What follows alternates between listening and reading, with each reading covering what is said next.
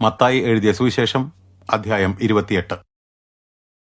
ശബ്ബത്തിന് ശേഷം ആഴ്ചവട്ടത്തിന്റെ 1-ാം ദിവസം അതിരാവിലെ മഗ്ദലക്കാരി മറിയയും മറ്റേ മറിയയും ശവകുടീരം സന്ദർശിക്കുവാൻ പോയി. അതിശക്തമായ ഒരു ഭൂകമ്പം ഉണ്ടായി.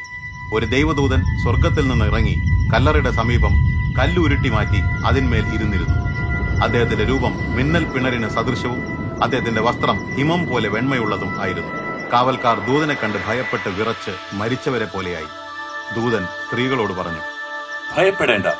ക്രൂശിക്കപ്പെട്ട യേശുവിനെ നിങ്ങൾ അന്വേഷിക്കുന്നുവെന്ന് എനിക്കറിയാം. അദ്ദേഹം ഇവിടെയില്ല. താൻ പറഞ്ഞിരുന്നതുപോലെ അദ്ദേഹം ഉയർത്തെഴുന്നേറ്റിരിക്കുന്നു. അദ്ദേഹം കിടന്നിരുന്ന സ്ഥലം വന്നു കാണുവിൻ. പിന്നെ വേഗം ചെന്ന് അദ്ദേഹത്തിന്റെ ശിഷ്യന്മാരോട്, അദ്ദേഹം മരിച്ചവരിൽ നിന്ന് ഉയർത്തെഴുന്നേറ്റിരിക്കുന്നു, നിങ്ങൾക്ക് മുമ്പേ ഗലീലയിലേക്ക് പോവുകയും ചെയ്യുന്നു. അവിടെ നിങ്ങൾ അദ്ദേഹത്തെ കാണുമെന്നറിയിക്കുവിൻ. ഇതാണ് എനിക്ക് നിങ്ങളോട് പറയുവാനുള്ളത്. സ്ത്രീകൾ ഭയപ്പെട്ടിരുന്നുവെങ്കിലും അത്യധികം സന്തോഷത്തോടുകൂടി ശിഷ്യന്മാരെ വിവരമറിയിക്കുവാൻ കല്ലറ വിട്ട് ഓടിപ്പോയി. പെട്ടെന്ന് യേശു അവരെ എതിരേറ്റ്, നിങ്ങൾക്ക് വന്ദനം എന്ന് പറഞ്ഞു. അവർ അടുത്തു ചെന്ന് അദ്ദേഹത്തിന്റെ പാദങ്ങളിൽ കെട്ടിപ്പിടിച്ച് അദ്ദേഹത്തെ നമസ്കരിച്ചു. അപ്പോൾ യേശു അവരോട്, ഭയപ്പെടേണ്ട. പോയി എന്റെ സഹോദരന്മാരോട് ഗലീലയിലേക്ക് പോകുവാൻ പറയുവിൻ. അവിടെ അവർ എന്നെ കാണും എന്ന് പറഞ്ഞു. ആ സ്ത്രീകൾ മടങ്ങിപ്പോകുന്നതിനിടയിൽ കാവൽക്കാരിൽ ചിലർ നഗരത്തിൽ ചെന്ന് സംഭവിച്ചതെല്ലാം മുഖ്യ പുരോഹിതന്മാരെ അറിയിച്ചു. മുഖ്യപുരോഹിതന്മാർ യഹൂദ പ്രമാണിമാരുമായി കൂടിയാലോചിച്ചു. പടയാളികൾക്ക് വലിയൊരു തുക നൽകി.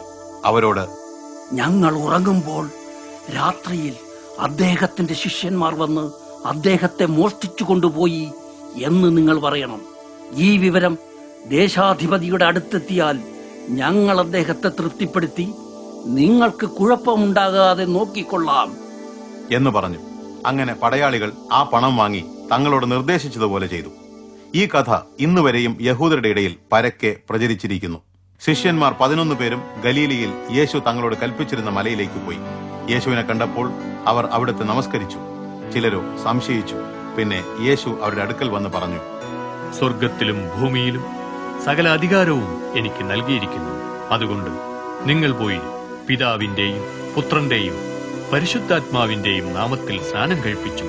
ഞാൻ നിങ്ങളോട് കൽപ്പിച്ചതെല്ലാം അനുസരിക്കാൻ ഉപദേശിച്ചും കൊണ്ട് സകല ജനതകളെയും എന്റെ ശിഷ്യരാക്കിക്കൊള്ളുവിൻ. ഞാനോ യുഗാന്ത്യം വരെയും എപ്പോഴും നിങ്ങളോടുകൂടെ ഉണ്ടായിരിക്കും.